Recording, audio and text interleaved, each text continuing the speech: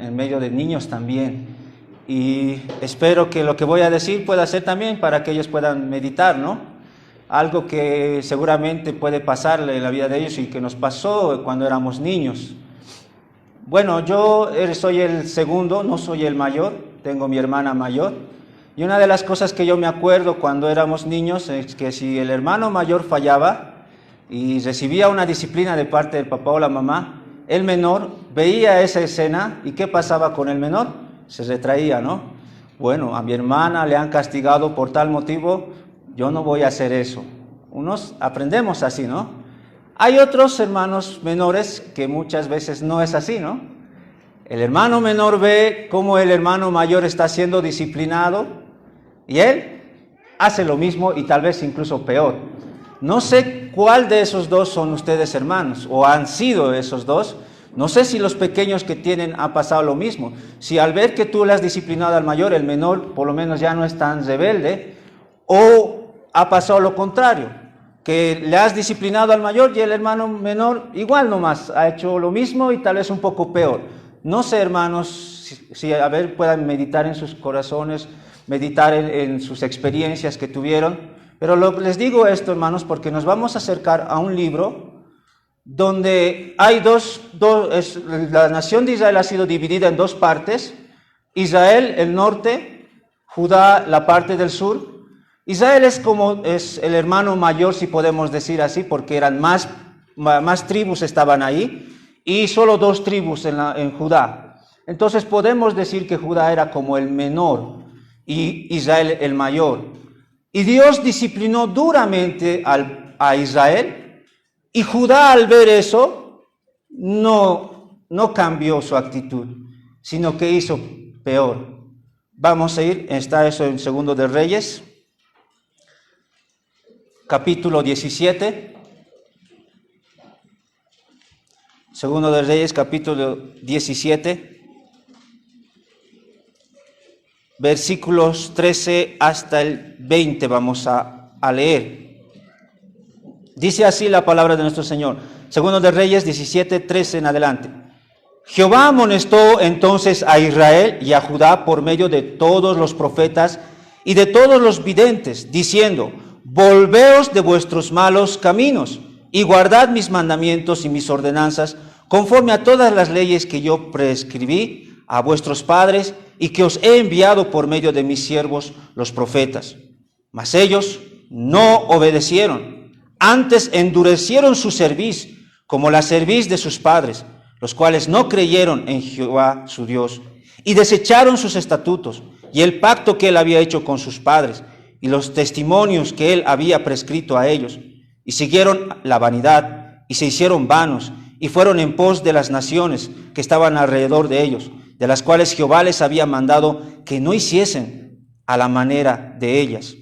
Dejaron todos los mandamientos de Jehová su Dios y se hicieron imágenes fundidas de 2 becerros y también imágenes de acera y adoraron todo el ejército de los cielos y sirvieron a Baal e hicieron pasar a sus hijos y a sus hijas por fuego y se dieron a las adivinaciones y agueros y se entregaron a hacer lo malo ante los ojos de Jehová, provocándole a ira.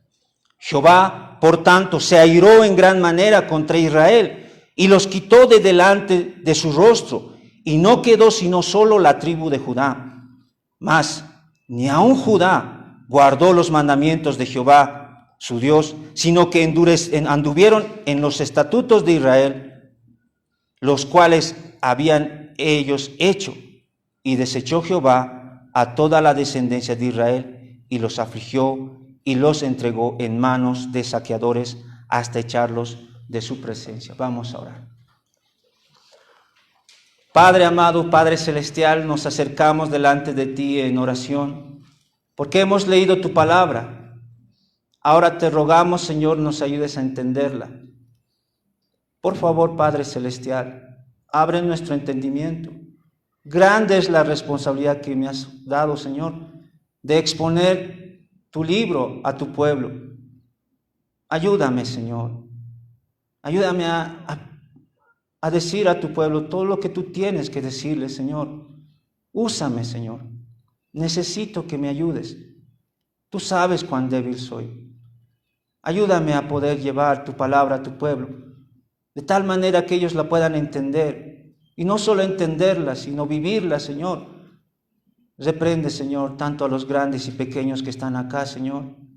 Ayúdanos, Señor, a meditar más en tu palabra. Te necesitamos en este tiempo. Abre nuestro entendimiento. Haz que nuestros oídos estén atentos a tu palabra. Ayúdanos en este tiempo. Te lo pedimos en el nombre de Cristo Jesús, Padre amado. Amén. Bueno, hermanos, antes de meditar un poco en el pasaje y otras partes del libro de Segundo de Reyes, ustedes saben, y vuelvo a decir, especialmente, sé que algunas veces repito lo mismo, pero es necesario porque siempre llegan personas nuevas y necesitan saber y entrar al contexto. Conmigo, vuelvo a decir, después de 3 domingos, en un cuarto domingo, nos vamos a un panorama general de la Biblia, ¿verdad? Con el pastor Álvaro estamos yendo versículo a versículo con Romanos, y eso es algo saludable, eso es algo bueno, ir versículo a versículo. Conmigo vamos a ir de manera general, ver libro por libro, qué nos quiere enseñar cada libro. Eso es lo que hemos hecho porque vemos necesario que eso debe estar en nuestras mentes.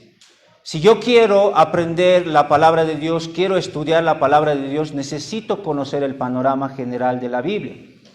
De hecho, si yo no tengo ese panorama general, no voy a entender cuando vaya a textos o libros o versículos específicos de la Biblia. Pero si yo tengo el panorama general de la Biblia en mi mente, en mi corazón, me va a ser más fácil poder estudiar cada libro, versículo, detalles que nos enseña la Escritura. Es como en el colegio. Si tú le metes a un pequeño niño, a tu hijo de 5 años, directamente a la universidad, ¿va a poder hacer algo? Él necesita saber lo básico, ¿no ve? Porque en la universidad ya directo van a decir muchas cosas. Necesita saber lo básico, necesita identificar las vocales, los números. Una vez que identifique eso, va a poder entender cuando le tengan que decir sumar, restar, multiplicar o dividir. Pero si él no tiene en su mente los números, es difícil. Si él no tiene en la mente las vocales, el abecedario, le va a ser muy difícil poder leer, poder escribir. Y es así también. Si yo no tengo el panorama general de la Biblia, no conozco los 66 libros, qué está queriendo decir cada libro de manera general, me voy a perder, no voy a entender. Por eso muchas veces no entendemos. No es que la Biblia sea del todo difícil. Sé que hay partes que son difíciles en la Biblia, pero hay cosas que son fáciles de entender, pero que no las logramos captar porque no tenemos un panorama general de la Biblia. Por eso necesitamos, hermanos, y este es el propósito por el cual hemos iniciado libro por libro, viendo un panorama general. Hemos empezado con Génesis, hemos visto lo que nos dice Génesis, lo que trata de enseñarnos a quién fue escrito, Éxodo, Levítico, Números, Deuteronomio, ¿no? Los 5 libros que Moisés escribió. Después nos fuimos a Josué, Jueces, después de Jueces, Ruth, un libro muy bonito, pequeño, corto, pero muy bonito. Después fuimos a Primero y Segundo de Samuel, y la anterior que dimos era Primero de Reyes. Ahora estamos en Segundo de Reyes. Por eso hemos leído y vamos a meditar más acerca de lo que dice Segundo Reyes. Y espero que a medida que vamos yendo, hermanos, ya tú sepas en tu mente cómo está ordenado la Biblia. Eso también ayuda, porque a veces los pastores citan textos de la Biblia, ¿verdad? Y si tú no conoces, te pierdes, ¿no? Estás buscando cuando él dice, ¿dónde está Reyes? ¿Dónde estaba Reyes? El pastor visitó el Levítico, ¿dónde estaba Levítico? Si tú tienes un panorama general, te es más fácil llegar. Pero si no tienes, es notorio ver, incluso algunos tal vez hermanos se avergüenzan, ¿no? Porque cuando está citando, el hermano está viendo dónde está, y ahí no sabe dónde se encuentra el texto que se está estudiando, o el texto que se está utilizando para apoyarse. A medida que vamos haciéndonos más familiares con la Biblia, va a ser más fácil poder llegar a los textos. Espero esté ayudando, hermanos, también en ese asunto, porque estamos en un tiempo en el que la Biblia no es prohibida. No se prohíbe aquí, o alguien le están arrestando por haber leído la Biblia. Alguien, vayan al Prado, saquen su Biblia, lean ahí, ¿les van a arrestar? No, hay otros lugares que sí van a arrestarte. No solo a ti, sino a tu familia. Así que es por lo menos un momento de paz. Estamos aquí en nuestro país, Bolivia, Por el momento, no sé hasta cuándo durará, no sé qué va a pasar más adelante, pero por lo menos sé que actualmente es fácil, pero no la están leyendo, no la están aprovechando. Aprovechen, hermanos, va a llegar ese día quizá. Ahora sí, ya habiendo aclarado estos puntos, hermanos, vamos entonces a meditar en este libro. Ustedes saben que lo dividimos en dos partes. Quisiera darles razones para estudiar o leer el libro de Segundos de Reyes. Quiero darles algunas razones, unos pequeños estímulos para que tú digas, quiero ir a esa historia, quiero profundizar un poco más. No lo voy a detallar profundamente, pero ustedes pueden ir ahí, pero lo voy a comentar. Razones. Primero eso. Segundo, voy a dar algunos datos generales del libro de Segundos de Reyes. Datos generales. ¿Qué es lo que está tratando de enseñar Segundos de Reyes a nivel general? Primero, razones. Segundo, datos generales. Vamos entonces a las razones. ¿Qué es lo que nos muestra el libro de Segundos de Reyes? Nos muestra milagros. A los que están fascinados o quieren estudiar acerca de los milagros que hay en la Biblia, Segundos de Reyes, hay muchos milagros, muchos. De hecho, creo que he visto en este más que en los demás libros. Hasta el momento que llego aquí, hermanos, he visto más en Segundos de Reyes que en los anteriores libros que hemos ido hablando. No es que no había, otros Éxodo, ¿no? Con lo de Moisés, que vemos ahí. Pero tú ves solo en el lado de Moisés, antes de Moisés, no se escucha algunos, hay milagros sí, pero no en base a personas, como lo vemos aquí con Eliseo, que es el personaje en su mayoría en el que más se ve milagros. Por ejemplo, hay el sanar de una agua, en Segundos de Reyes 2, 21, 22, ustedes pueden ver ahí, cómo de manera milagrosa están unas aguas malas, y Eliseo hace algo para que se recupere estas aguas. Bueno, para la forma como lo hace, uno diría, eso es un milagro, porque no tienes razón, o sea, ¿cómo podría hacerse eso? Si yo lo intentara hacer en mi río, que yo tengo en mi barrio, donde está sucio, no sé si funcionaría. Pero es que ahí vemos ese milagro.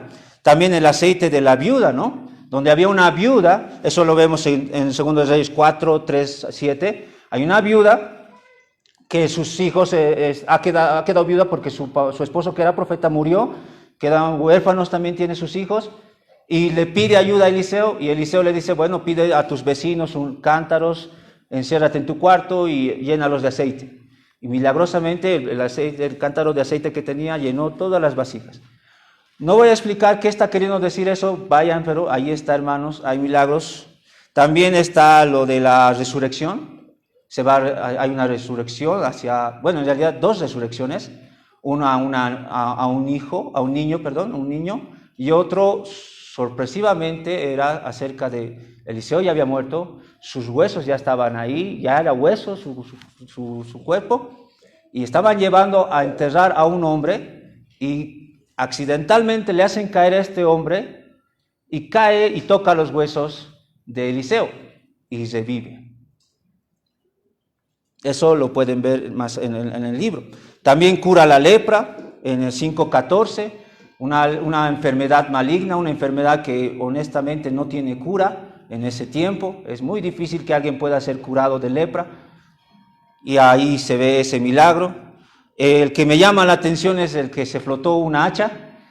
Alguien se prestó un hacha, está podando y de repente se le sale del mango y el hacha se va al agua. Y dice uno de esos, no, era prestado. Habría que ir al contexto para ver por qué se ha asustado esa persona de lo que era prestado. Era algo valioso esa hacha.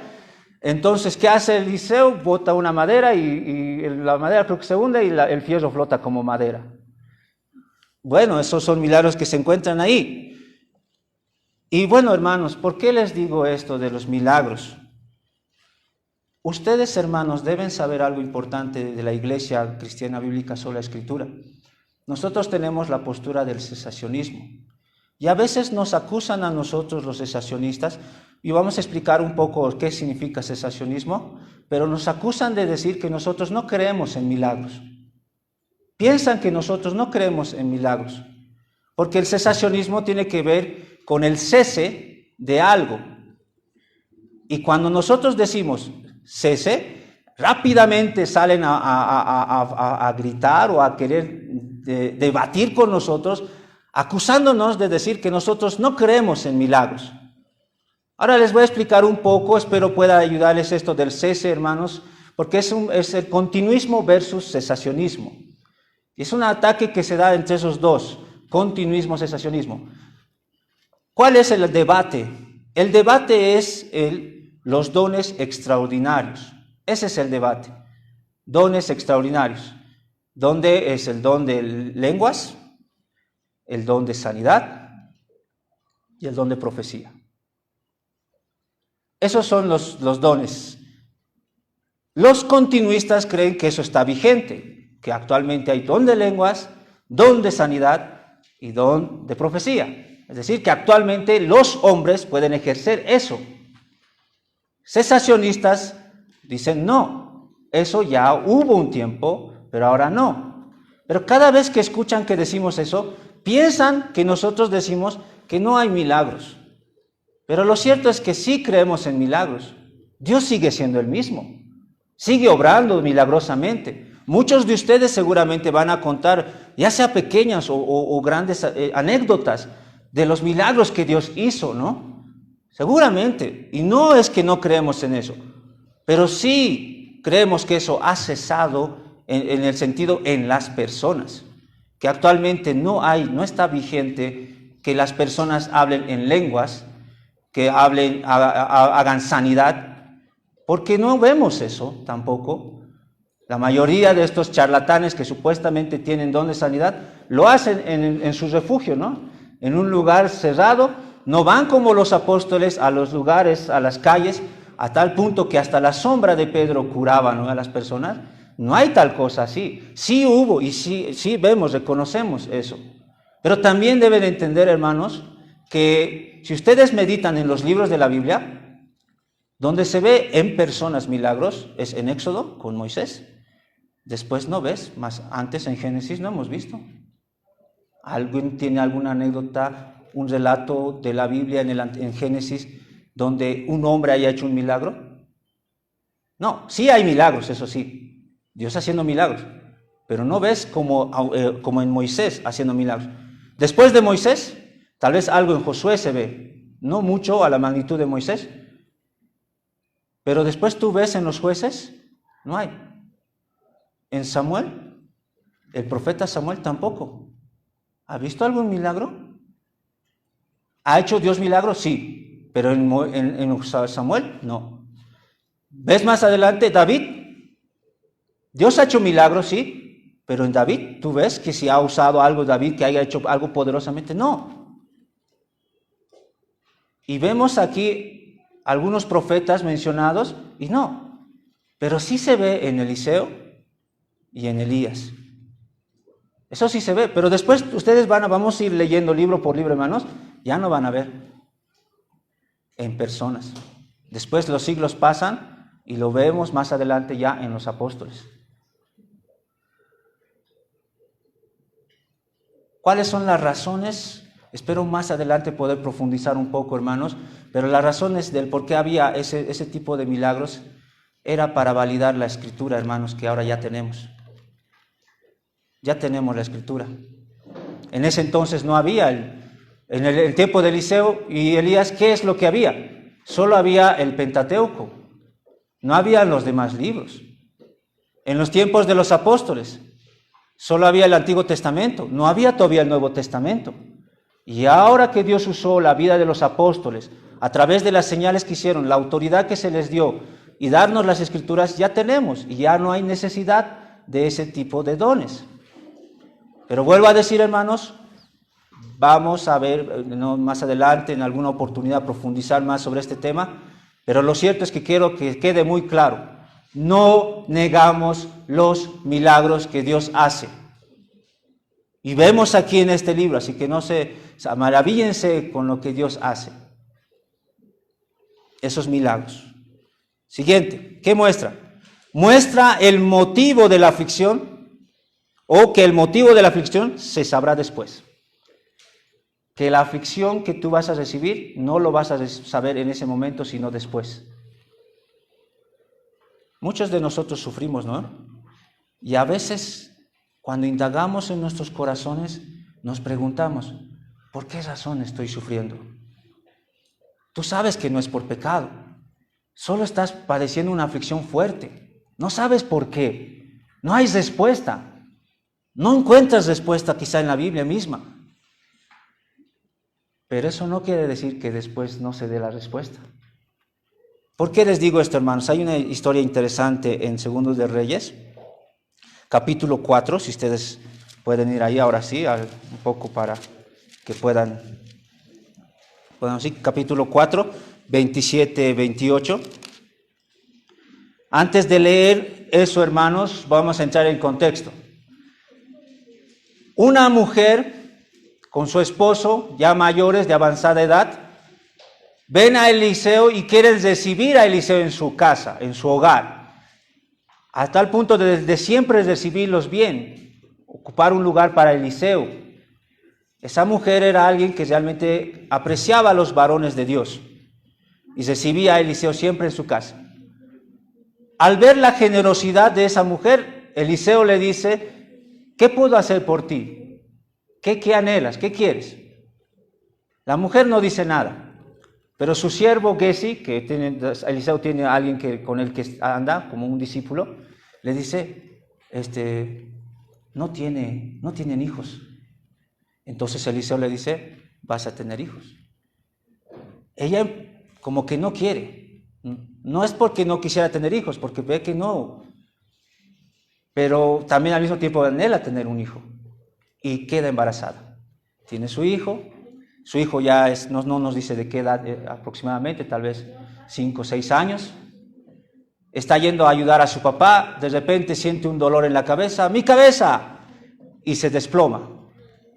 La mujer ve todo ese acontecimiento y muere el niño, muerto el niño. Van de Eliseo para pedirle, para reclamarle, porque su hijo está muerto. Y miren lo que le va a decir, ahora sí, 4, 27, 28. Luego que llegó a donde estaba el varón de Dios en el monte, se asió de sus pies y se acercó Giesi para quitarla. Pero el varón de Dios le dijo, déjala, porque su alma está en amargura. Y Jehová me lo ha encubierto. Interesante, mira, me ha encubierto el motivo y no me lo ha hecho saber. Eliseo, que sabía muchas cosas que Dios le mostraba, en esta ocasión, ante esta muerte del niño, no sabía Eliseo por qué razón. Y dice Eliseo, reconoce, Dios no me ha dicho nada, no me ha mostrado la razón de esta aflicción. Y ella le reclama y dice, en el 28, y ella dijo, ¿pedí yo hijo a mi señor? ¿No dije yo que no te burlases de mí? Interesantes preguntas, que detrás de eso es, ¿por qué me está pasando eso a mí? ¿Por qué estoy pasando por esto? Si yo mismo te dije que no quería un hijo, para no pasar por esto. Y lo interesante, hermanos, que Eliseo, como Dios no le dijo nada, se calló, no respondió nada. Hay un silencio hasta en el profeta. A veces nos va a pasar a nosotros los pastores eso, hermanos. Van a venir, hermanos, con aflicciones fuertes. Y van a preguntarnos. Y a veces va a llegar un momento en el que vamos a decir, no sé. Aquí Eliseo está siendo, un profeta de Dios, quien Dios le daba revelación muchas veces. No sabe él mismo, Dios me lo ha encubierto, no sé por qué es la razón, no sé cuál es la razón. No se sabe. La mujer quiere una respuesta y no se puede dar la respuesta en ese momento. El tiempo pasa. Para el colmo, en aquí les resucita por si acaso. El hijo vuelve a vivir, por si acaso, aclaremos ese asunto. Va a pasar algo, le va a revivir, pero no saben por qué razón pasó eso. ¿Por qué tuvo que pasar esa situación? El caso es que revive su hijo. Pasan los años. Eliseo le dice, salite de tu lugar, vete de ahí, porque va a haber hambruna en aquí. La mujer deja sus terrenos, deja sus posesiones y se va a otro lugar para sobrevivir. Pasaron largos años. La mujer tiene que volver a su lugar y todo, y no puede recuperar sus posesiones. Alguien ya había ocupado su lugar. Ya no tiene ni dónde llegar. Ha hecho caso a Eliseo, pero ahora está volviendo y no hay nada. ¿Dónde voy a llegar? El Señor ocupó mi lugar. La respuesta se va a dar capítulo 8. Miren, pasan varios capítulos y nos narra otras cosas el autor. 8, 4, 6. Antes de leer nuevamente el contexto. Eliseo ya había muerto, aparentemente. No había Eliseo, solo estaba Giesi, su siervo, ¿no? El rey está hablando con Giesi, justamente. Y el rey que estaba gobernando en ese tiempo le dice, cuéntame las anécdotas de Eliseo, cuéntame todo lo que hizo. El rey estaba curioso. A veces hay ese tipo de reyes, ¿no? Quieren a alguien que les cuente ciertas anécdotas. Y bueno, ahí estaba Giesi, el que estaba con Eliseo, y el rey sabe que él vio muchas cosas a hacer a Eliseo. Entonces le dice, cuéntame a ver algo que hizo Eliseo. Y en eso le va a contar, oh rey, había una vez en donde Eliseo revivió a un niño. Le empieza a contar esa anécdota. Y miren lo que pasa, vamos a ver. Capítulo 8, 4 al 6. Y había el rey hablado con Giesi, criado del varón de Dios, diciéndole, te ruego que me cuentes todas las maravillas que ha hecho Eliseo. Mientras él estaba contando al rey cómo había hecho vivir a un muerto, está contando de esa anécdota, he aquí la mujer a cuyo hijo él había hecho vivir, vino para implorar al rey por su casa y por sus tierras. Entonces dijo Giesi, rey, señor mío, esta es la mujer y este es su hijo, al cual Eliseo hizo vivir. Al ver lo que le contó y ver la realidad, miren lo que pasa. Y preguntando el rey a la mujer, ella le contó. Entonces el rey ordenó a un oficial, al cual dijo, hazle devolver todas las cosas que eran suyas y todos los frutos de sus tierras, desde el día que dejó el país hasta ahora. Ahí está la respuesta del por qué tuvo que morir en esa vez su hijo. Porque si su hijo no moría, no iba a haber esta anécdota. El rey no se iba a sorprender. No iba a decir nada. Tal vez le iba a decir, ¿por qué me pides? Hay otras viudas que me están pidiendo lo mismo. Ve, haz lo que tú quieras. No te lo voy a devolver. Porque Dios sabía que ella iba a perder sus posesiones. Y que la única forma en la que un rey se pueda conmover de ella era a través de esa historia. Así, hermanos, nos puede llegar a pasar. No entiendo, no sé por qué estoy siendo afligido, no sé la causa, solo sé que estoy siendo afligido. Quizá no te podemos dar la respuesta ni los pastores, pero más adelante vas a poder saber. Muchos de nosotros hemos pasado también por esta experiencia. No sabíamos por qué nos pasó lo que nos pasó. Aflicciones terribles, dolorosas. Nadie tiene respuesta, pero más adelante cobran respuesta y alabamos a Dios. Espero les ayude y mediten más en esa historia, hermanos. También muestra dos atributos de Dios. Dos atributos de Dios. Uno es la misericordia, pueden ver en el capítulo 13. Versículo 23, dice, mas Jehová tuvo misericordia de ellos y se compadeció de ellos y los miró a causa de su pacto con Abraham, Isaac y Jacob, y no quiso destruirlos ni echarlos de delante de su presencia hasta hoy. Hermanos, ya ha pasado varios años. El pueblo de Israel está pecando contra Dios. Los reyes te están haciendo pecar contra Dios, al pueblo de Israel. ¿Qué merecen? Justicia. Vamos a ver eso en la siguiente atributo. Pero a pesar de todo eso, Dios tiene misericordia. Dios es compasivo. Con Israel soportó 200 años aproximadamente, con el reino del norte. Todo lo que hicieron, ustedes se van a sorprender todo lo que hicieron los reyes. 200 años aproximadamente soportándolos. teniendo misericordia. Con Judá, 300 años aproximadamente. 300 años teniendo paciencia, misericordia, enviándoles profetas. Y si sumas todo eso, más con lo de Saúl, aproximadamente 400 años, siendo paciente.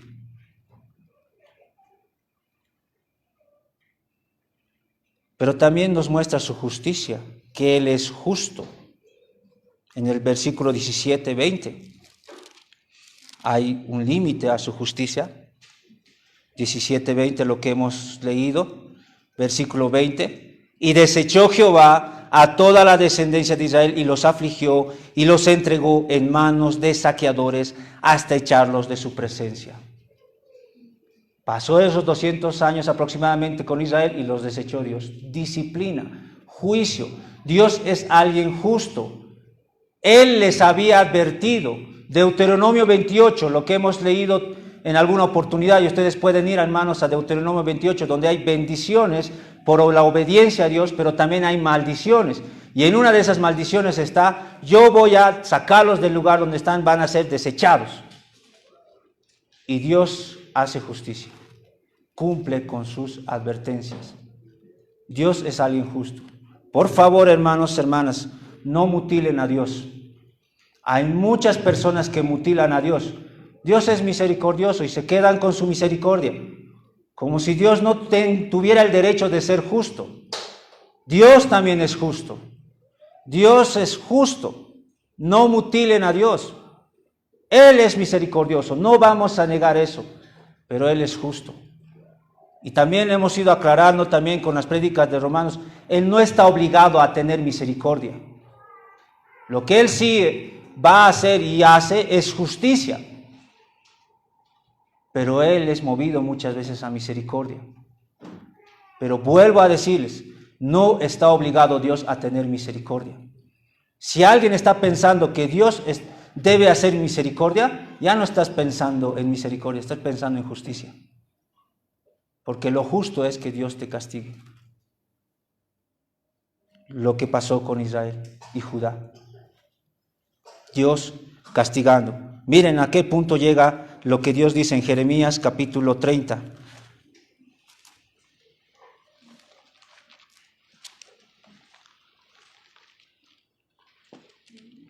Jeremías, me llamó mucho la atención lo que dice en Jeremías capítulo 30. Espero pueda ayudarles también a ustedes. Jeremías, un profeta que está llamándoles al pueblo que se arrepientan, que Dios va a enviar justicia, va a hacer justicia con el pueblo de Israel, con el pueblo de Judá, va a hacer justicia. ¿Y qué va a decir ahí? Algo interesante, capítulo 30, versículo 11. Porque yo estoy contigo para salvarte, dice Jehová, y destruiré a todas las naciones entre las cuales te esparcí. Pero, dice, a ti no te destruiré, sino que te castigaré con justicia. De ninguna manera te dejaré sin castigo. No te voy a destruir, pero te voy a castigar. Como creyentes, como hijos de Dios, Dios no nos va a destruir. Pero si nosotros seguimos empeñados en pecar contra nuestro Dios, Él dice, no te voy a destruir, pero te voy a castigar. De ninguna manera te voy a dejar sin castigo. Él es justo, hermanos. Nuestro Dios es justo. Si alguien piensa que se puede pecar contra Dios y Dios no va a hacer nada, no va a pasar eso. De ninguna manera te dejaré sin castigo, dice. ¿Qué también nos muestra este libro? Algo interesante, hermanos. Ya estamos acercándonos a la reforma. Eso es lo que muestra. Muestra qué es una reforma. ¿Cómo es una reforma? Actualmente estamos supuestamente en una ola de moda, donde la nueva moda es la reforma. Todos se hacen llamar reformados. Todos se hacen decir somos reformados. Pero ¿qué significa ser reformado? Solo porque yo voy a poner un título Iglesia Reformada, ¿ya soy reformado? ¿Qué significa ser reformado? Y eso lo vas a poder ver en el segundo de Reyes. Y más específicamente, si me acompañan al capítulo 22, donde ahí hay algo interesante que ocurre.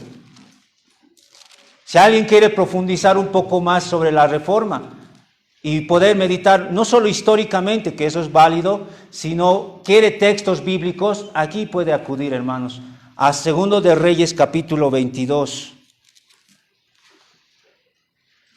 Algo interesante ocurre aquí, hermanos, algo que debe llamarnos la atención. Por años, el contexto nuevamente antes de leer, por años estaban descuidando a Dios. El rey que estaba ahí gobernando había hecho lo malo, no había hecho lo correcto. Su hijo va a sucederle. Este hijo es joven, no es mayor. No sé qué pasa, que él manda que el templo sea arreglado, el templo de Dios. Y mientras están arreglando las cosas del templo, encuentran unos pergaminos. Yo no voy a afirmar cuáles son los libros, pero voy a deducir por si acaso, por favor. Es una deducción. No estoy afirmando, por favor, quede claro. El pastor ha afirmado. No he afirmado. Estoy deduciendo que el libro que posiblemente agarraron y encontraron era Deuteronomio. ¿Por qué? Porque esos rollos lo llevan al rey y lo leen delante del rey. Y algo va a pasar cuando el rey escuche. Capítulo 22, versículo 10 en adelante. Asimismo el escriba Safán declaró al rey diciendo: el sacerdote Hilcías me ha dado un libro. Y lo leyó Safán delante del rey. Y cuando el rey hubo oído las palabras del libro de la ley, rasgó sus vestidos. Eso es el inicio de una reforma, hermanos. Cuando la Biblia llega a los oídos de las personas. Eso es reforma. No es reforma simplemente una moda o ponerme el título de reformado. Reforma es escuchar, oír la palabra de Dios. La reforma ha llegado a la vida de las personas cuando oyen la palabra de Dios y lo entienden y rasgan sus vestiduras o rasgan sus corazones. ¿Qué es lo que le hace a una persona reformada? Oír la palabra de Dios, ser expuesta a la palabra de Dios. No es nada más que eso. Volver a las Escrituras. Muchos tenemos igual nuestras Biblias así, empolvadas, botadas ahí. ¿Cuántos de nosotros hemos tenido Biblias? Hasta que hubo un momento en el que abrimos, leímos y algo cambió en nuestras vidas. Eso es reforma. Cuando empezamos a leer las Sagradas Escrituras y Dios nos abre el entendimiento. Josías rasgó sus vestiduras porque entendió. Incluso a tal punto que hizo preguntar, versículo 13, id y preguntar a Jehová por mí y por el pueblo y por todo Judá acerca de las palabras de este libro que se ha hallado, porque grande es la ira de Jehová que se ha encendido contra nosotros, por cuanto nuestros padres no escucharon las palabras de este libro para hacer conforme a todo lo que nos fue escrito. No solo es escuchar, no solo es entender la reforma, es buscar respuesta. Como Josías, buscar, preguntar. ¿Por qué hacemos lo que hacemos? ¿Por qué no hacemos tal cosa? Y seamos respondidos por la Biblia misma, por Dios mismo. Eso es reforma.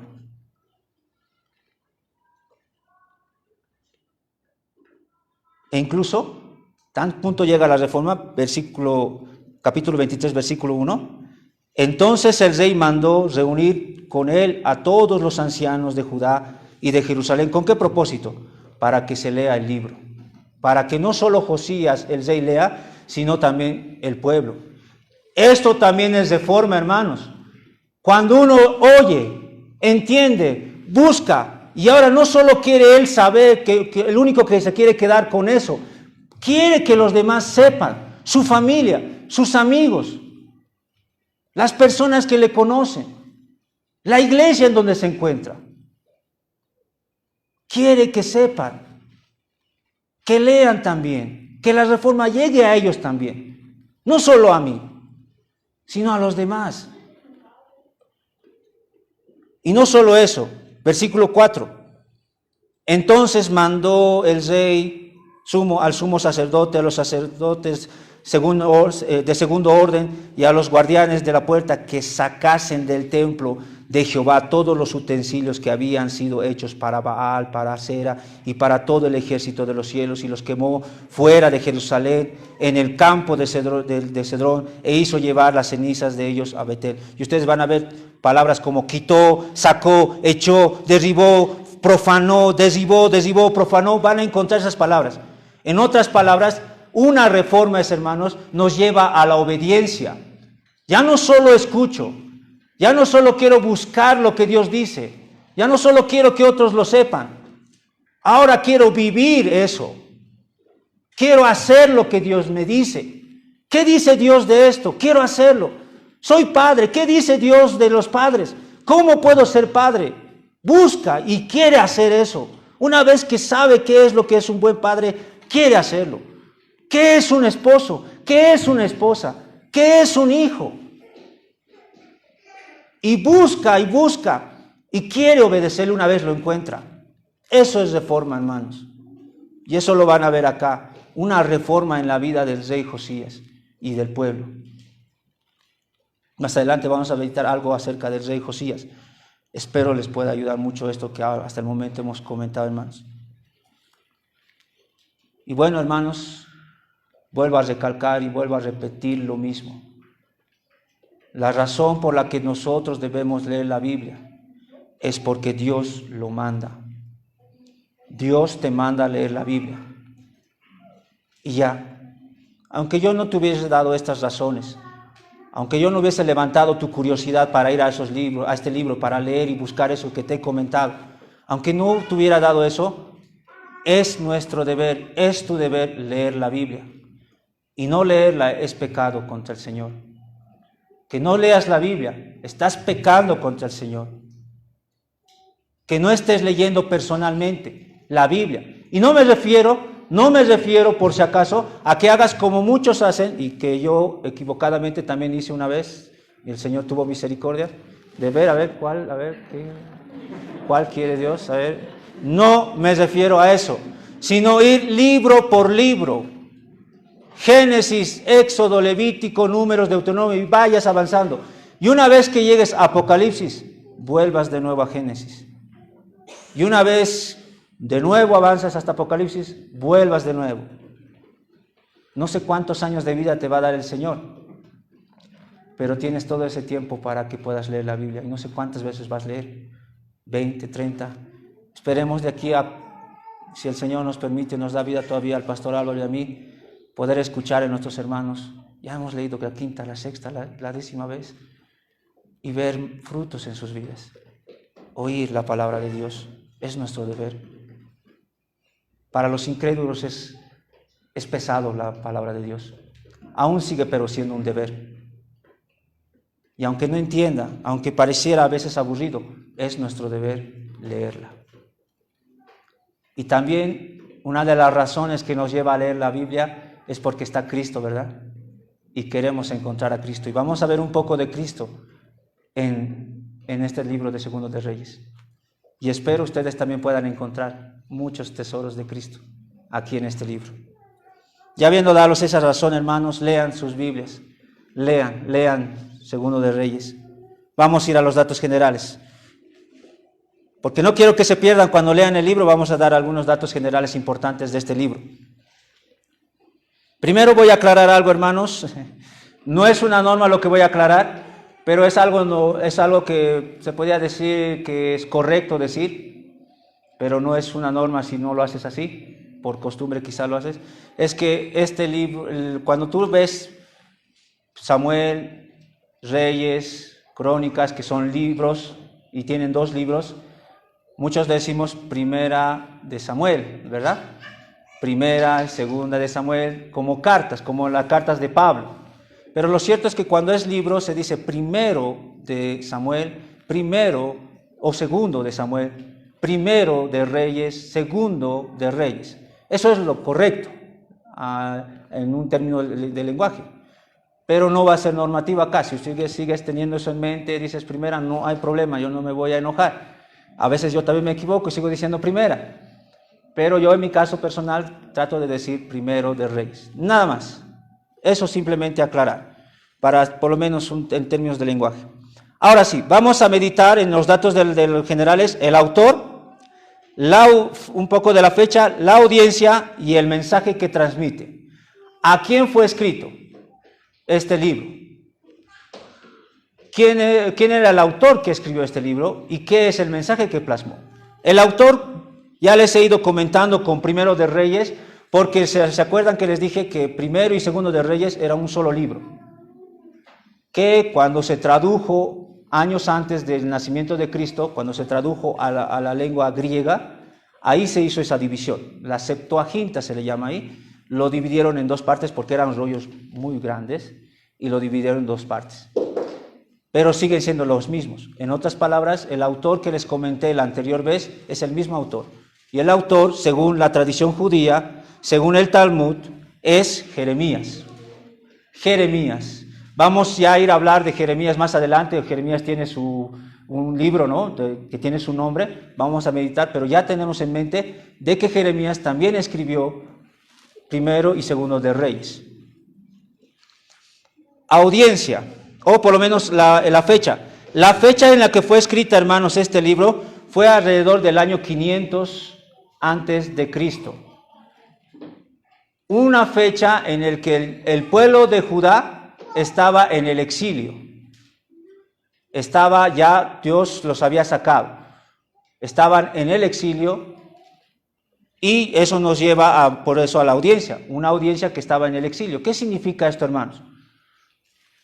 David, había solo un reino, ¿verdad? Después de David vino Salomón. Después de Salomón, Roboam. Roboam se rebeló. Se dividió el reino entre Jeroboam y Roboam y hubo dos reinos. Al primer reino vamos a ver un poco lo que los deportaron. Fueron los asirios, si no me equivoco. Después viene Judá con Babilonia y los deportan a Judá. Los deportan, les quitan todas las cosas que tienen, es destruido Jerusalén, es destruido el templo y han perdido todo. Están en el exilio. Están en una situación muy difícil. De lo que era una nación poderosa, ahora la burla de todas las naciones. Se burlan hasta con refranes para los judíos. Este pueblo, estando en esa situación, podía decir: ¿por qué nos pasa esto a nosotros? ¿Qué hemos hecho nosotros para que nos pase estas cosas? Y Jeremías les escribe este libro de Primero y Segundo de Reyes para decirles: es porque ustedes han dejado a Jehová. Ustedes están pagando las consecuencias de sus decisiones. ¿Nos pasa, no ve a nosotros? ¿Nos viene una aflicción por una mala decisión que hemos tomado? Sufrimos las consecuencias y tenemos el descaro de decir: Dios, ¿por qué me pasa esto a mí? Yo no merezco esto. Yo no merezco que me pase estas cosas. Llegamos a pensar así. Necesitamos que alguien nos diga: es por tus malas decisiones. Pastor Álvaro nos comenta también, ¿no?, que vienen muchas personas, familias, de decir: ¿por qué mi hijo está así? ¿Por qué esto así? ¿Por qué el otro así? Y el pastor tiene que decirles, así como Jeremías: son las consecuencias de tus malas decisiones como mamá, como papá. ¿Por qué te quejas? Y este pueblo estaba así. Están botados, están en el exilio, después de haber sido una nación grande, poderosa. ¿Por qué nos pasa esto? Para evitar que ellos piensen así, les escribe este libro. De que no ha sido así, ustedes se han rebelado. Yo les he dado mis mandamientos y ustedes no han querido. No han querido. Por eso capítulo 17, versículo 15 o versículo 14. Mas ellos no obedecieron. Versículo 15. Y desecharon. Versículo 16. Dejaron. Versículo 17. Hicieron. Les está haciendo en claro todo lo que han hecho mal y por eso les ha desechado. Nosotros también a veces podemos llegar a ese punto, hermanos. Sufrir las consecuencias de nuestros pecados y decir, ¿por qué me pasa? No. La palabra te dice, porque tú has desechado, porque has dejado, porque no has obedecido y más bien has hecho lo malo.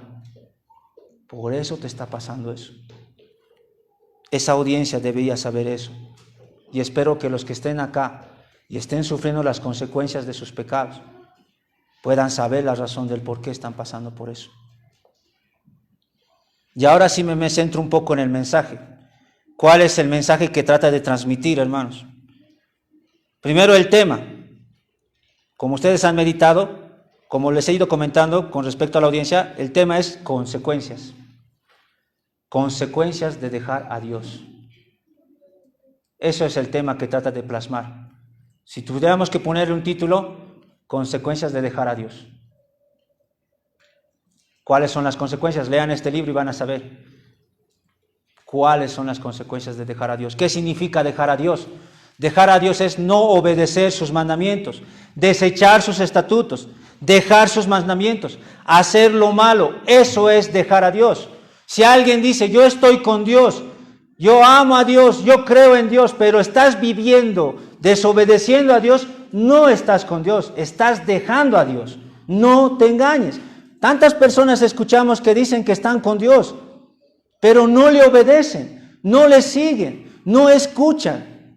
¿Cómo pueden decir que están con Dios? No, has dejado a Dios, has abandonado a Dios. Cuando tú desechas sus mandamientos, desechas a Dios. Desechas sus estatutos, desechas a Dios, dejas a Dios. Y eso es lo que está tratando de plasmar acá el tema. Consecuencias de dejar a Dios. Y alguno dirá, bueno, eso pasó con ellos.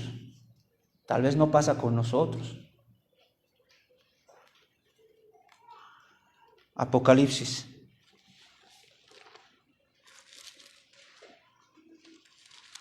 Capítulo 9.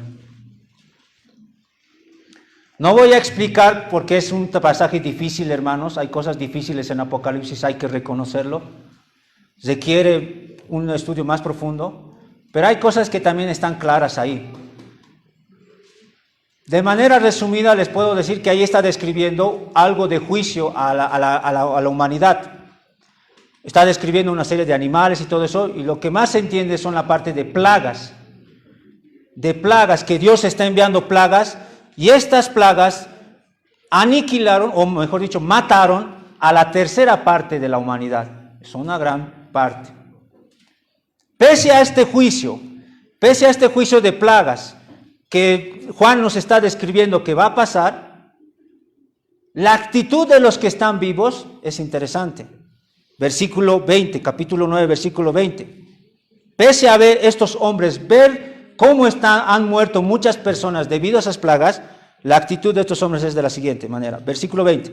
Y los otros hombres que no fueron muertos en estas plagas, ni aún así se arrepintieron de las obras de sus manos, ni dejaron de adorar a los demonios y a las imágenes de oro, de plata, de bronce, de piedra, de madera, de los cuales no pueden ver, ni oír, ni andar. Y no se arrepintieron de sus homicidios, ni de sus hechicerías, ni de sus fornicaciones, ni de sus hurtos. Hermanos, si quizá no hemos pasado una magnitud de plagas que mate la tercera parte de las personas, pero sí hemos pasado el año pasado una epidemia que ha afectado a muchas personas. Han fallecido personas y aún así las personas no se arrepienten. Ven ahí gente morir y no se arrepienten. Ni aún así. Algunos en medio de esa situación han pedido a Dios, Dios, perdónanos. Y una vez que se fue la pandemia o la epidemia de sus hogares, volvieron de nuevo a sus cosas, a sus negocios, volvieron al pecado. No se arrepintieron, ni aun viendo familiares perecer, no se arrepintieron. Ni aun viendo que a nivel mundial estaban muriendo personas, no se arrepintieron. ¿Acaso somos diferentes a Israel, a Judá? No somos distintos. Igual así, vienen aflicciones por causa de nuestros pecados. Y aún así, no se arrepienten. No quieren dejar sus pecados. No dejan sus homicidios, sus enojos, sus hechicerías, sus fornicaciones, sus hurtos. ¿Se dan cuenta que no somos distintos? ¿Cuál es el propósito del libro de Segundo de Reyes o de todos Reyes? Demostrar que dejar a Dios lleva al juicio, por si acaso eso es. Quiere demostrarles de manera clara, va a haber juicio si dejan a Dios. Pero al mismo tiempo, hermanos, nos quiere llamar a seguir. Al mismo tiempo que nos está advirtiendo y nos dice, no dejen a Dios, al mismo tiempo les está animando, vayan a Dios. Por eso el versículo 13 del capítulo 17 de Segundo de Reyes, en la parte de la mitad, volveos de vuestros malos caminos. Hay esperanza. Vuélvanse. Sí, han pecado contra Dios. Sí, han hecho ídolos. Sí, han hecho homicidios, fornicaciones. Sí, vuélvanse a Dios. Vuélvanse, dice. Quiere animarte a que vuelvas a Dios. Deja de endurecer tu corazón. Finalmente, meditamos en la estructura del libro. ¿Qué nos enseña la estructura? Con Primero de Reyes lo hemos dividido en dos partes, ¿se acuerdan? La primera parte era reino unificado. El reino estaba unido, no había división. Después, en Primero de Reyes le hemos dicho que se divide en dos partes, la parte de reino dividido. Ahora en Segundo de Reyes, ya habiendo estado dividido el reino, ¿en qué podemos dividir? En dos maneras, hermanos. Deportación del reino del norte, 1. Del capítulo 1 al 17, tú vas a poder ver la deportación del reino del norte, es decir, de Israel.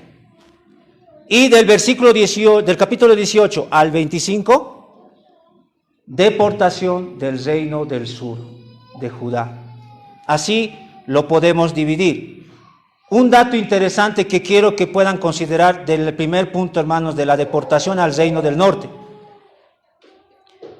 que dice algo que se repite continuamente de cada rey. Un rey surgía y decía, este rey hizo lo malo ante los ojos de Jehová, andando en los caminos de Jeroboam. ¿Quién era Jeroboam? Todos los reyes, por lo menos la mayoría de los del reino del norte, eran reyes que habían pecado a la manera de Jeroboam. ¿Y cómo es que pecó Jeroboam? ¿Por qué sigue diciendo? Ustedes van a ver en cada versículo cuando habla de los reyes del norte, hizo lo mismo que Jeroboam, andando como Jeroboam, como hizo pecar. Y yo me preguntaba, hermanos, ¿qué hizo Jeroboam? Pues la respuesta está en Primero de Reyes, vamos ahí. ¿Qué es lo que hizo Jeroboam?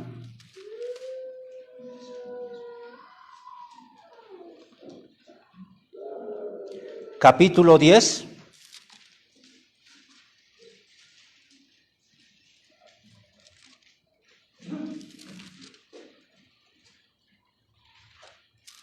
Perdón, capítulo 13, perdón, hermanos.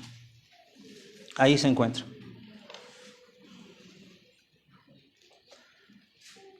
Capítulo 13, los pecados de Jeroboam se encuentran ahí. ¿Qué estaba pasando aquí, hermanos, en el capítulo 13? Cuando se dividió el reino, como en la parte del sur se encontraba Jerusalén, se encontraba el templo, donde el pueblo iba a adorar, ahí estaba el arca del pacto, el templo y todo eso. Como Jeroboam estaba en la parte del norte, estaba en un lugar que no estaba donde el templo, él tenía el miedo de que el pueblo que él estaba gobernando, por su amor a Dios, iba a ir al templo de Jerusalén, iban a ir hasta el reino del sur, y Roboam, que estaba reinando ahí, iba a ganarse su afecto. Y Jeroboam, como tiene miedo de que la gente se vaya allá a Jerusalén y se quede, entonces dice, bueno, voy a hacer lo siguiente. En su corazón medita y analiza y dice, bueno, como allá ahí está el templo, aquí yo voy a hacer un templo. Y voy a colocar 2 becerros. Y les voy a decir al pueblo, Israel, aquí están sus dioses que los sacaron de Egipto. No solo eso, voy a poner sacerdotes. Israel tiene sacerdotes. Judá tiene sacerdotes de la tribu de Leví. Los levitas estaban ahí. Y dice, puso sacerdotes que ni siquiera eran de la tribu de Leví. Puso eso. No solo eso, sino que también colocó fiestas. Como había una fiesta importante en Judá, bueno, yo también voy a colocar en la misma fecha otra fiesta. Y así hace otros tipos de fiestas para que el pueblo no se vaya a Judá. Si nosotros sentamos al contexto, hermanos, en el templo moraba la presencia especial de Dios. Y no había otro lugar donde tenías que tú sacrificar corderos, solo en el templo.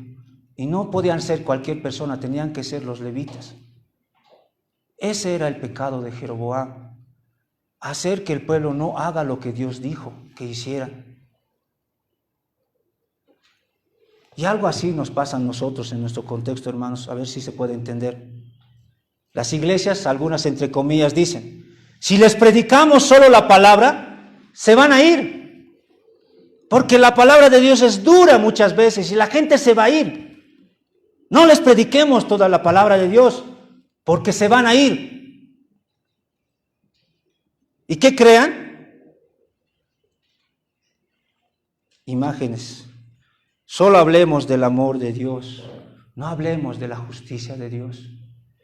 Solo hablemos de la gracia, eso les gusta a las personas.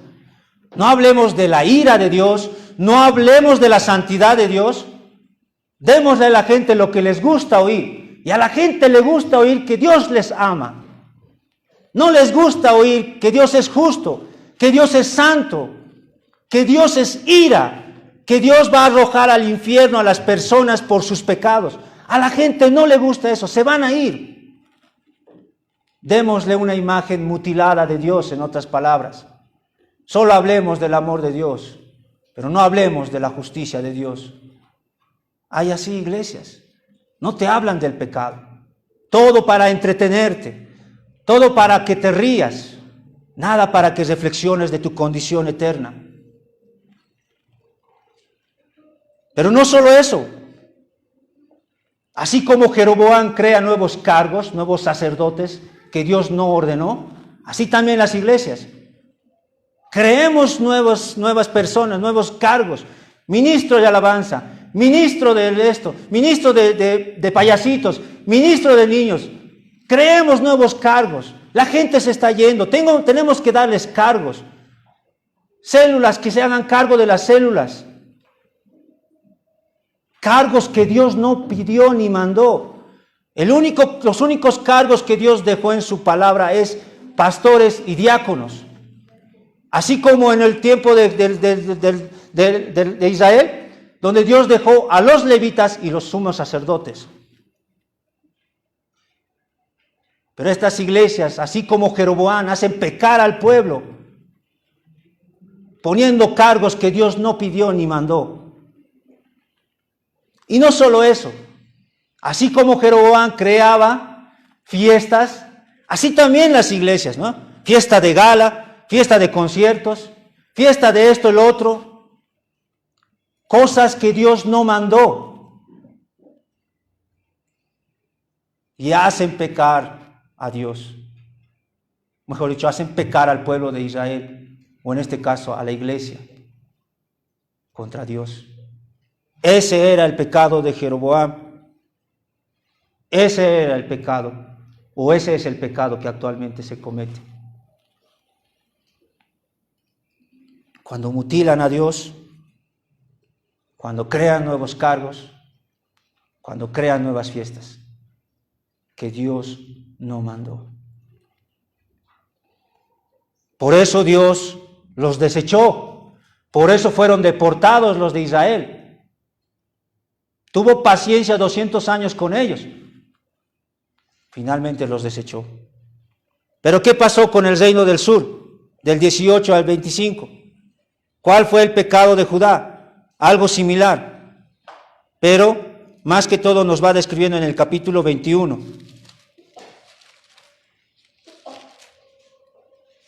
Con el reinado de Manasés.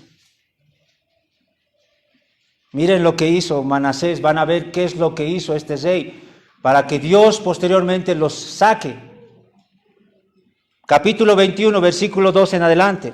E hizo lo malo ante los ojos de Jehová según las abominaciones de las naciones que Jehová había echado delante de los hijos de Israel. Ya para entonces ya había sido desechado Israel.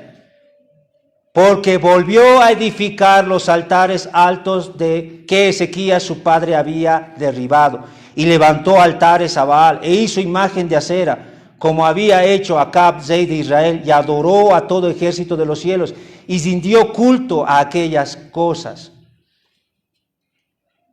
Edificó ídolos. Sí, el templo estaba ahí, y dentro del templo puso otros ídolos. Y no solo así, sino alrededor de Israel, de Jerusalén, otros altares para que sacrifiquen. Dios le dijo, no, sino en el templo, ahí se debe sacrificar. No en otros lugares, pero eso hizo, en otros lugares. Y dentro del templo colocó otra imagen de acera. Pero no solo hizo eso. Versículo 6. Y pasó a su hijo por fuego, y se dio a observar los tiempos, y fue agorero, e instituyó encantadores y adivinos. ¿Qué dice? ¿Qué significa pasó por fuego? Hermanos, en aquel entonces, las naciones que ofrecían ofrenda a sus dioses, había un dios llamado Moloch, quien supuestamente pedía, porque eso era lo que ellos pensaban, que para que él les diera sus favores, debían sacrificar en fuego a sus hijos, a sus primogénitos. El dios Moloch era con las manos así, y ahí prendía, o sea, ponían fuego ahí, y sus manos, como eran de metal, estaban calientes. Ahí ponía su hijo, el que sacrificaba. Chillaba el niño ahí. Era una escena horrible. Y eso hacían, ofrecían a sus hijos. Y este rey Manasés ofreció a su hijo a ese fuego.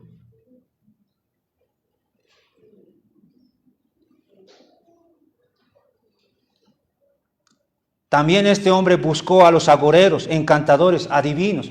En vez de buscar consejo de Dios, ¿y qué dice su palabra? Iba a los adivinos, iba a los agoreros.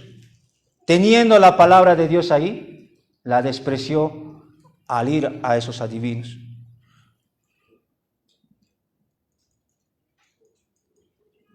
No solo eso, miren el versículo 7. Y puso una imagen de acera que él había hecho en la casa del cual Jehová había dicho a David y Salomón su hijo, yo pondré mi nombre para siempre en esta casa, en el templo puso la imagen. Ahora ustedes dirán, hermanos, bueno, eso pasó en ellos. Veamos en nosotros. Tú, hermano, o personas que nos escuchas, no permites o no te interesa que tus hijos conozcan a Dios. No permites eso.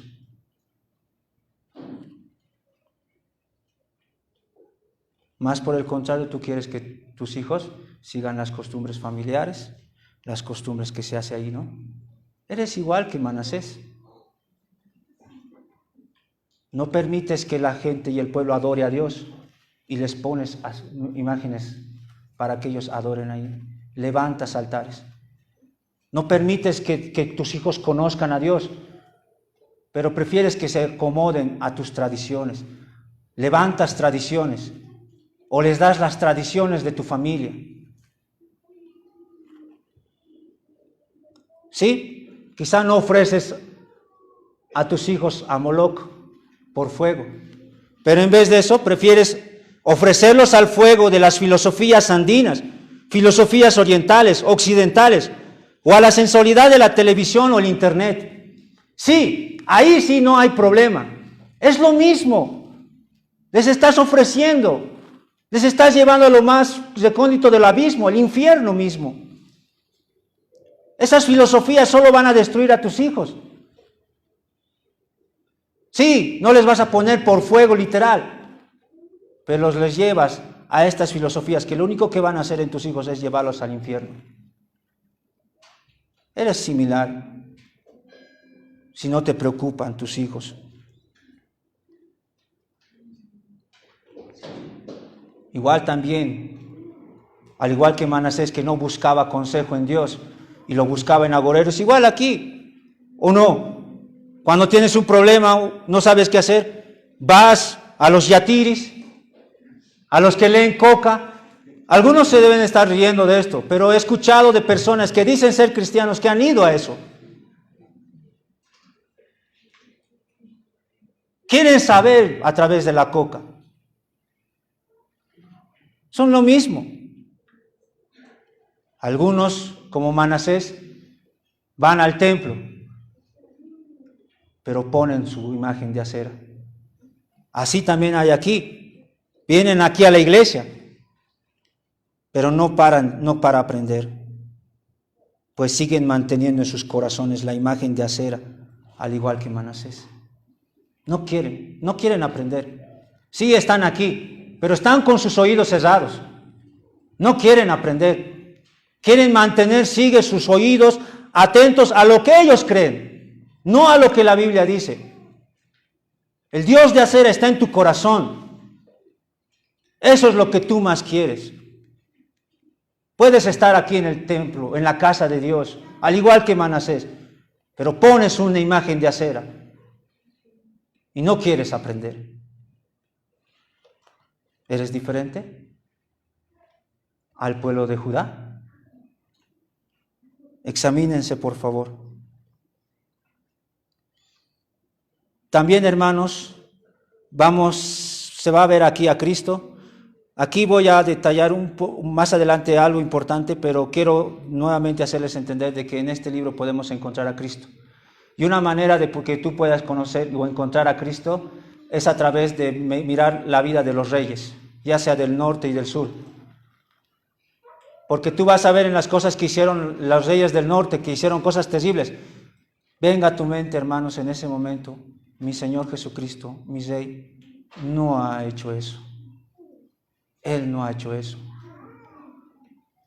Cuando veas virtudes en los reyes, especialmente del sur, puedas tú ver, mi Señor es mayor. Uno mayor que Salomón.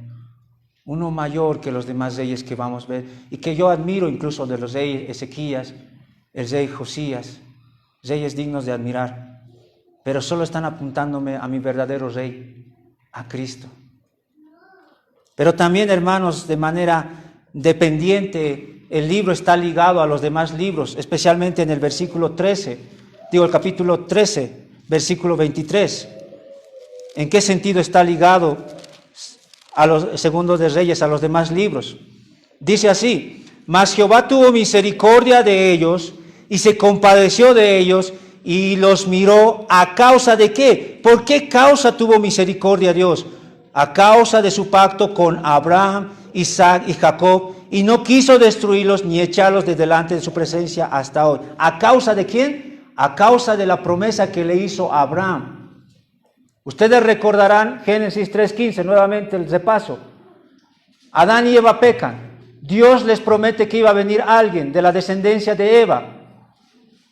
Nacen hijos, mueren hijos, viene alguien, llega hasta Noé, de Noé 3 hijos, de Sem va a llegar, Sem viene Abraham, de Abraham, Isaac, y de Isaac, Jacob, de Jacob, Judá, y de Judá, el rey David.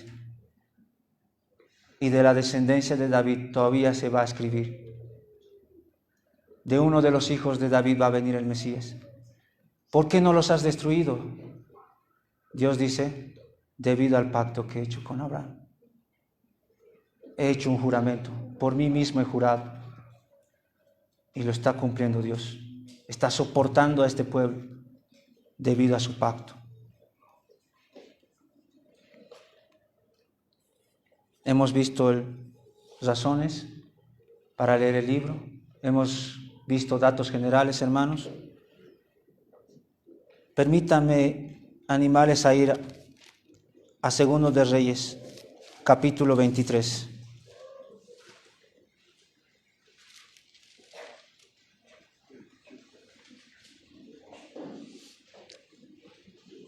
El rey Josías, hermanos, al que comenté hace rato, del que se hizo una reforma. Quisiera que mediten en lo que hizo Josías.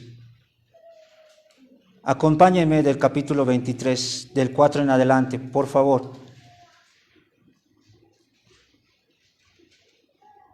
¿Qué es lo que hizo Josías? Dice, entonces mandó el rey. Eso es importante, hermanos. Mandó el rey. ¿Qué cosas? Ustedes van a ver más adelante que sacasen del templo de Jehová todos los utensilios que habían sido hechos para Baal, para Asera y para todo el ejército de los cielos. Versículo 5. Y quitó a los sacerdotes idólatras que habían puesto a los reyes de Judá para que quemasen incienso a los lugares altos. Versículo 6. Hizo también sacar la imagen de Asera, casi al finalizar, y echó el polvo de sobre los sepulcros de los hijos del pueblo. Versículo 7. Además derribó. Versículo 8. E hizo venir todos los sacerdotes de las ciudades de Judá y profanó los lugares altos donde los sacerdotes quemaban incienso. Y más abajito, y derribó los altares. Versículo 10, asimismo profanó a Tofet. Versículo 11, quitó también los caballos de los reyes de Judá que habían dedicado al sol. Versículo 12, derribó además el rey los altares. Casi al finalizar ese versículo, y arrojó el polvo al arroyo del Cedrón. Versículo 13, asimismo profanó el rey los lugares. Versículo 14, y quebró las estatuas y derribó las imágenes. ¿Por qué está haciendo tanto énfasis en esto este libro? Destruyó, quemó, derribó todo lo que ha hecho este rey. ¿Por qué está describiendo eso? Porque está apuntando a nuestro Señor Jesucristo, hermanos. Si me acompañan a Mateo capítulo 21. Versículo 12.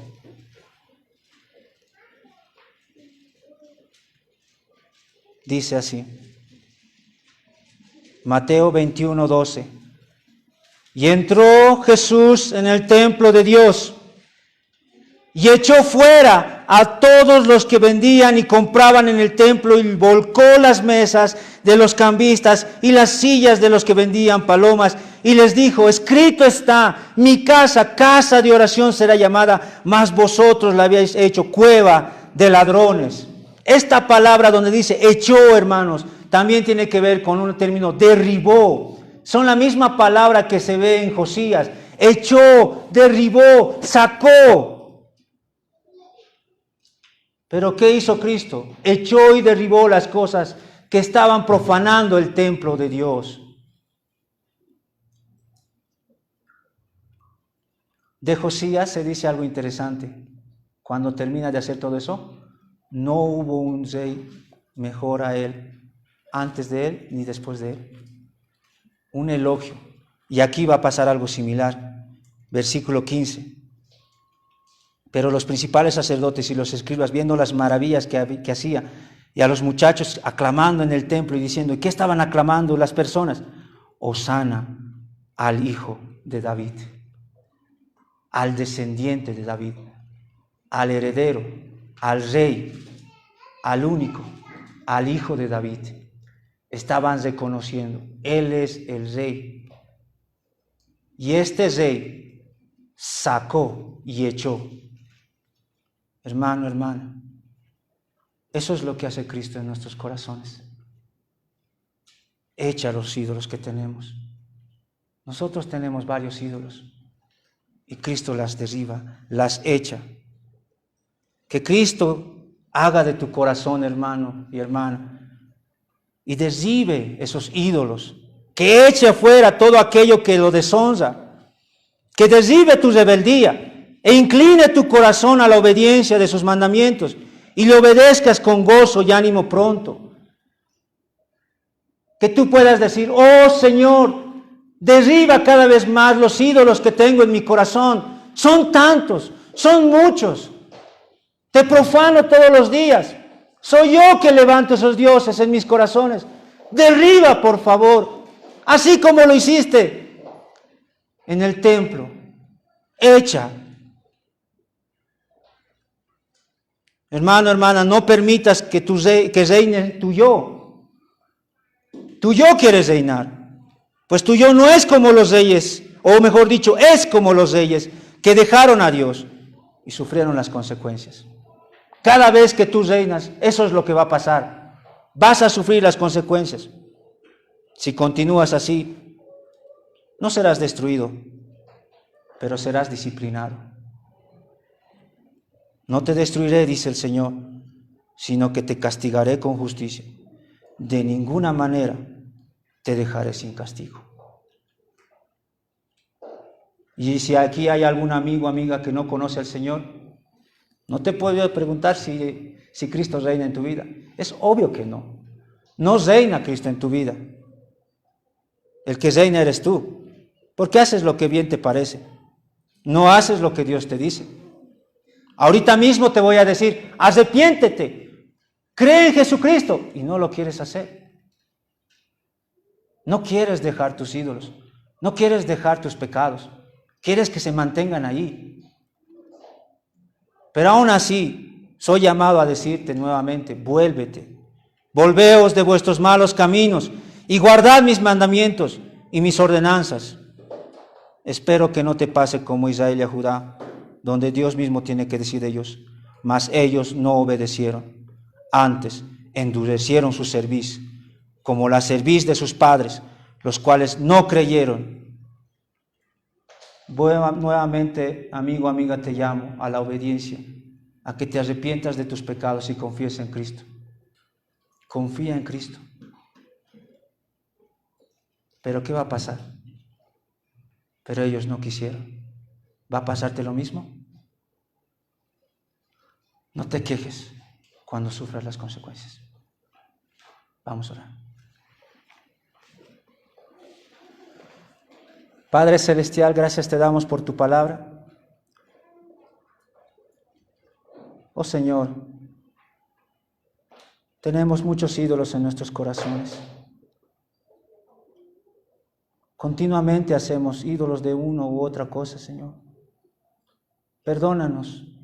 Y así como el rey Josías echó, derribó, y así como tú nos muestras que purificaste el templo, echando, Señor, haz eso en nuestros corazones. Derriba los ídolos de nuestros corazones. Ayúdanos, Señor. Son tan sutiles los ídolos que tenemos. Ayúdanos, Señor. Por favor, no permitas que nos rebelemos contra ti. Inclina nuestros corazones a tus mandamientos. Ayúdanos a obedecerla.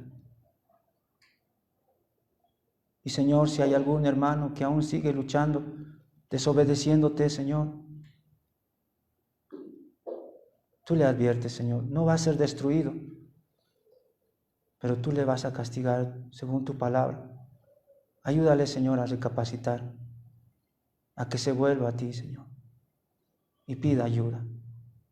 Te ruego también por los que aún no te conocen, que aún siguen endureciendo sus corazones, que aún viendo, Señor, a la gente morir, aún no se arrepienten, aún siguen inclinados al mal, aún siguen haciendo lo malo delante de ti. Ayúdales, Señor, a ver la maldad de sus corazones. Llámalos al arrepentimiento y a la fe de tu Hijo. Por favor, Padre, te lo pedimos en el nombre de Cristo Jesús. Amén.